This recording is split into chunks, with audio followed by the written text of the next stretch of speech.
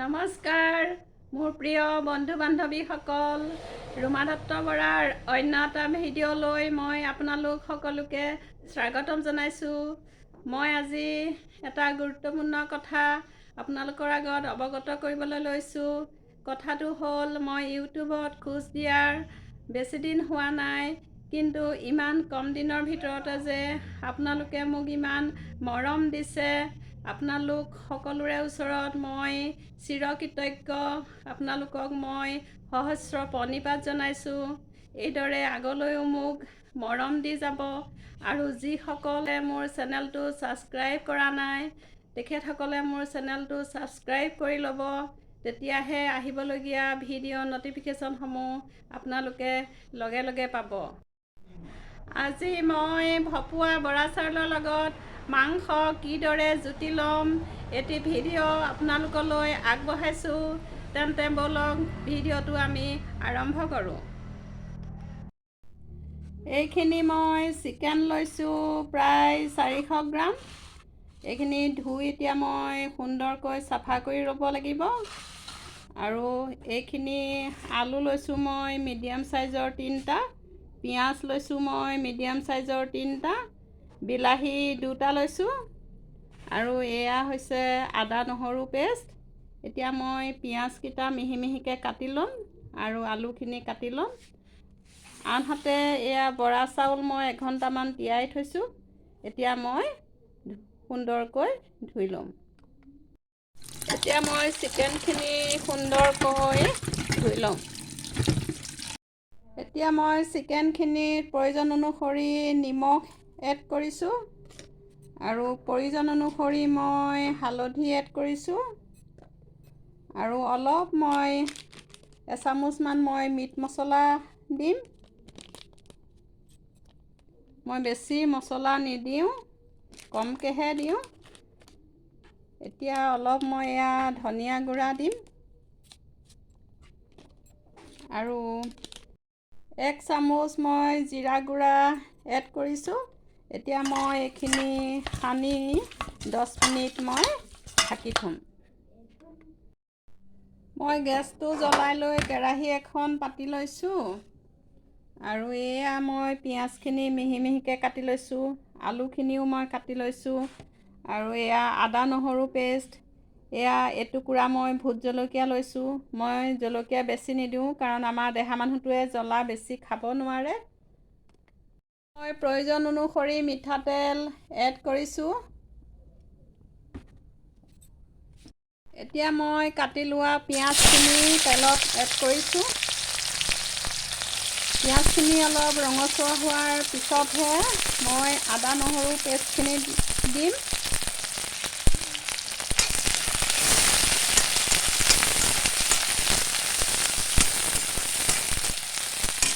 এতিয়া মই গেছটো ল' ফ্লেমত ৰাখিম।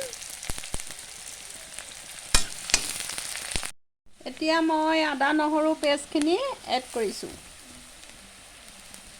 আৰু ভোট জলকীয়া টুকুৰা এড কৰি দিছোঁ। এতিয়া মই এইদৰে লৰাই ল'ম অলপ। পিঁয়াজ আৰু নহৰুখিনি অলপ গলাৰ পিছতহে মই চিকেনখিনি এড কৰিম। এতিয়া মোৰ পিঁয়াজ আৰু আদা নহৰু পেষ্টখিনি ৰঙচুৱা হৈছে, আৰু এতিয়া মই ইয়াত চিকেনখিনি এড কৰিম। চিকেনখিনি এড কৰি মই এনেকৈ ল' ফ্লেমত ৰাখি মই অলপ দেৰি চিকেনখিনি ফ্ৰাই কৰি ল'ম।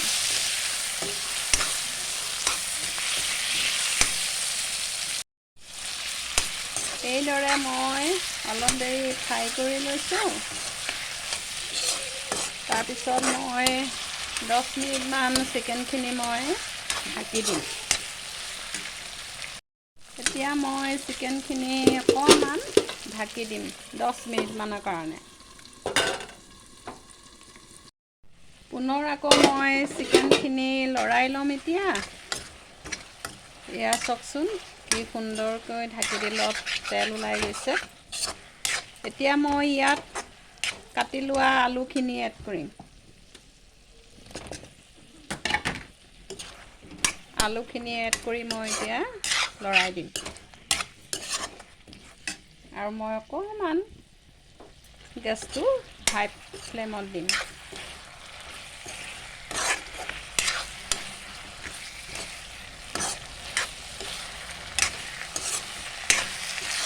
সকলোৰে বনোৱা পদ্ধতি বেলেগ বেলেগ সকলোৱে বনাব জানেই কিন্তু মইনো কিদৰে বনাওঁ আপোনালোকৰ লগত শ্বেয়াৰ কৰিছোঁ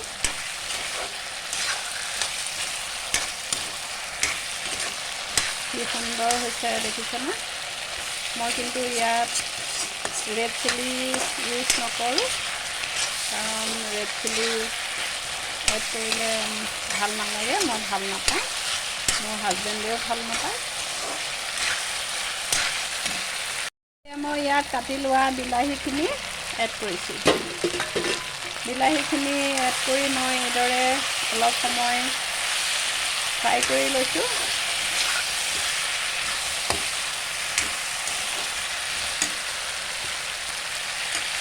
মই বেছি জোল নকৰোঁ গ্ৰেভিহে কৰিম অলপ এনেকৈ ফ্ৰাই কৰি লোৱাৰ পিছতহে মই উতলা গৰম পানী এড কৰিম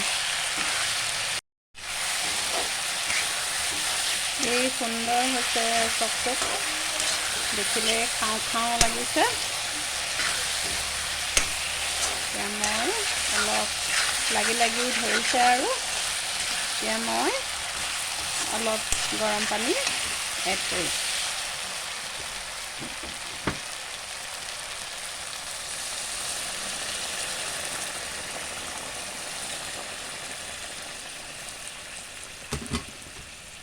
মই বেছি জোল নকৰোঁ গ্ৰেভিহে কৰিম এতিয়া মই চিকেনখিনি ঢাকি দিম আধা ঘণ্টামান সিজিবলৈ দিম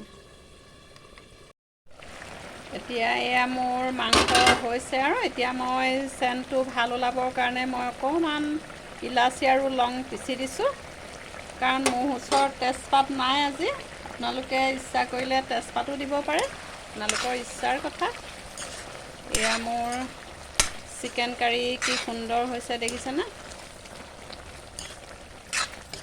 এয়া মোৰ চিকেন কাৰী হৈ গৈছে আৰু এতিয়া মই ভপোৱা বৰা চাউলখিনি ৰেডি কৰি লওঁ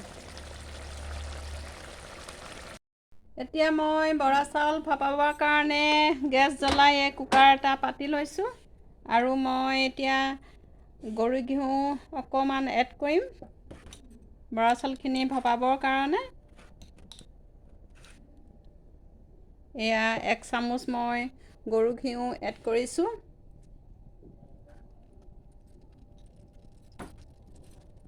আপোনালোকে বাৰু এইদৰে ভপোৱা বৰা চাউলৰ লগত চিকেনৰ জুতি লৈছেনে জনাবচোন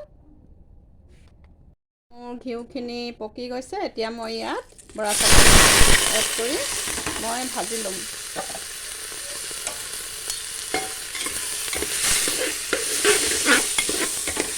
এইদৰে ভাজি চাউলখিনি ডুব যোৱালৈকে মই উতলা গৰম পানী দি দিম তাৰপিছত মই এটা চিটি মাৰিবলৈ দিম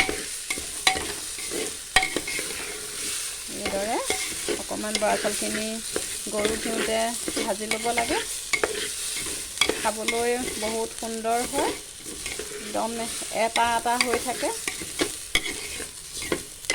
এয়া দেখিছেনে মই অকণমান গেছটো লো ফ্লেমত ৰাখিছোঁ কাৰণ অকণমান লাগি যাব পাৰে এতিয়া মই ইয়াত উতলা গৰম পানী এড কৰিম উতলা গৰম পানী হ'ব লাগে আৰু চাউলখিনি যাতে ডুব যাব পৰাকৈ পানী এড কৰিব লাগে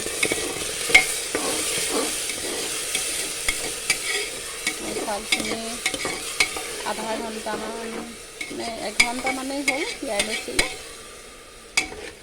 আৰু অকণমান পানী এড কৰিব লাগিব এয়া ডুব যোৱালৈকে পানী দিছোঁ এতিয়া মই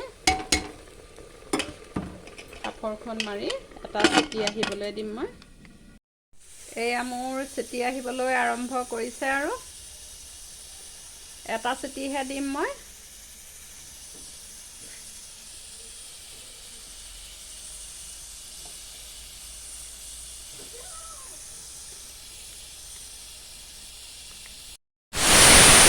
ফুটি আহিছে আৰু এয়া আমাৰ চিকেন ৰেডি আৰু এইফালে ভপোৱা বৰা চাউল ৰেডি এয়া আমাৰ ভপোৱা বৰা চাউলৰ লগত চিকেন ৰেডি হৈ গ'ল এয়া জলফাইৰ জ্বলা মিঠা আচাৰ এইদৰে বাৰু আপোনালোকে কেতিয়াবা খাইছেনে যদি নাই খোৱা তেনেহ'লে এবাৰ খাই চাবচোন খুবেই টেষ্টি হয় বৰা চাউলৰ ভপোৱা দৈৰ লগত বা এৱা গাখীৰৰ লগতো খুবেই টেষ্টি আৰু এইদৰে চিকেনৰ লগতো এদিন খাই চাব এবাৰ খাই চাব কেনেকুৱা লাগে এবাৰ ইয়াৰ টেষ্ট পালে আপোনালোকে পাহৰিব নোৱাৰিব মোৰ এই ভিডিঅ'টো চাই যদি আপোনালোকে ভাল পাইছে তেনেহ'লে লাইক কৰিব কমেণ্ট কৰিব শ্বেয়াৰ কৰিব আৰু ছাবস্ক্ৰাইব কৰিব আৰু কাষতে থকা বেলটো প্ৰেছ কৰি দিব যাতে আহিবলগীয়া মোৰ ভিডিঅ' ন'টিফিকেশ্যনসমূহ আপোনালোকে লগে লগে পায় আজি আপোনালোকৰ পৰা ইমানতে মই বিদায় লৈছোঁ বাই বাই